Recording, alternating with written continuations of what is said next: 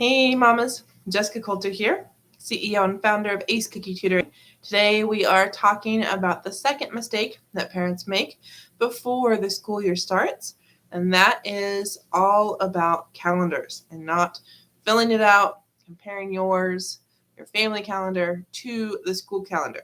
So, have you checked out the school calendar yet this year, mamas? Have you looked at when parent teacher conferences are, when winter break is? Have you checked those things out? I want to know. Let me know down below with a yes or a no, because a lot of times the school calendar changes over the summer, and I know that a lot of parents will wait until August, which is where we are, to really get an idea of what the school year holds. Okay.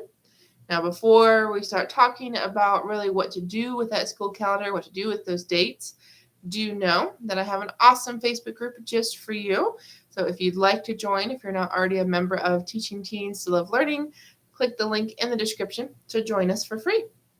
So you told me whether you've looked at the school calendar or not. I imagine you've probably said no, and I find that to be pretty common. Like I said, things change a lot over the summer. I know most school districts try to have it out before the school year ends, but depending on budgets, depending on kind of when is actually what, let alone how many teachers, all of those things that can change things over the summer. So I got to tell you, the number one most important thing for you to do right now when it comes to that school calendar is to find out when your teen is actually going back to school. If you've got a kiddo that's transitioning, into middle school, into high school, I can tell you that that particular start date is most likely different than everybody else's. I know for us in my district, fifth graders go first. Fifth through eighth is in the middle school level. They like to give the fifth graders a chance to really get the lay of the land. Same thing for the ninth graders at the high school. They go back a day early. So that's the first piece of advice for me to give you, is to know, okay, is my kiddo going back the day everyone else goes back? And what is that day? So that's the first thing. The next thing that I advise you to do with the school calendars is to actually print it off or save it to your computer. Do something so you have an actual copy at your disposal. So I got to tell you that as a tutor and as a substitute teacher, I print out that list, and it makes a big, big difference in knowing, okay, if I want to sub this day, when is winter break again? Why do they have this half day off? All of those things. So I highly encourage you to have a copy so you're not constantly downloading it or constantly looking for that information, especially for kids say out of the blue, hey, we don't have school on Friday, where are we supposed to go, or what can I do? Okay. Now, the next thing I encourage you to do once you actually have that calendar is then to compare that to your family calendar. You're looking for a couple things. First, you're looking to see if there's any conflicts of any kind.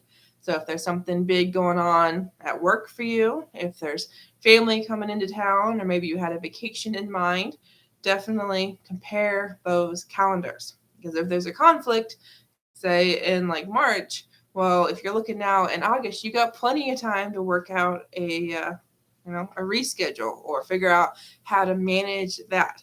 But if you don't look and realize, oh, there's a problem in March until, say, as late as January or even February, much, much harder to work around that. Okay. Now, I also want you to look and see when those parent-teacher conferences are, when those in-service days are, whenever there's kind of weirdness, whatever days your kids might not be in school. Because again, remember, just because your kid's in the same district, there's no guarantee everybody will have the same days off. A lot of times where we are, there's only the one high school, and so it's not uncommon for them to get a day off earlier compared to other kids in the district. For us, different schools, different ages of kids go to school at different times, which means those early releases also change. So definitely encourage you to look for those strange days off, write those down on the family calendar, write those down into your personal calendar. If there's something you keep in your purse, if there's something you do on your phone, on your computer, definitely make sure those calendars merge together as much as they possibly can.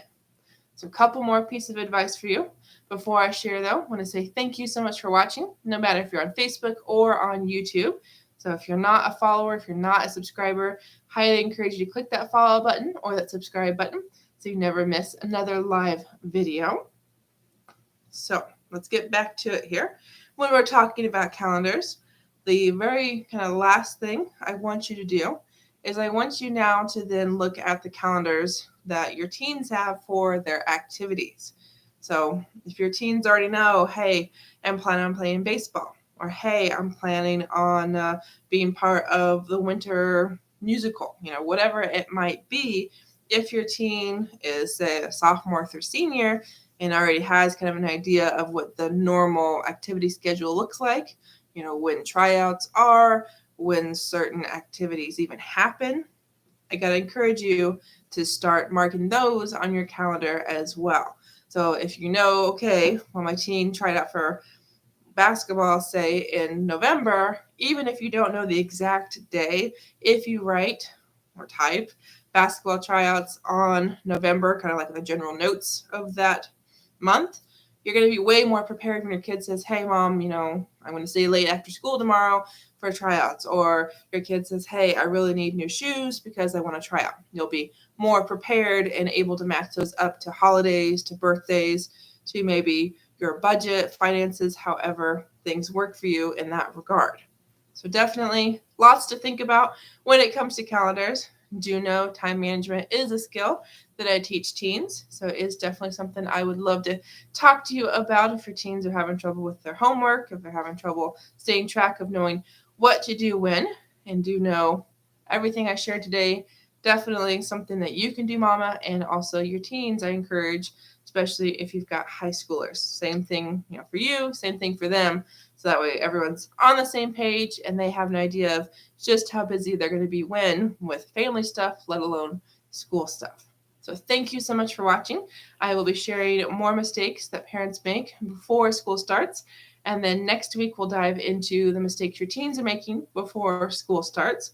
So again, I want to welcome you to my Facebook group. If you're not already a member, links in the description. Encourage you to click that, answer a couple questions, and join so you can grab my homework buster.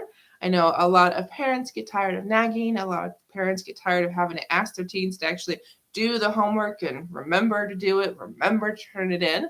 So definitely join the group so you can grab my homework buster, which has 5 tips to bust through your teen's homework objections. So have an awesome night. See you tomorrow for another mistake parents make before school starts. Bye.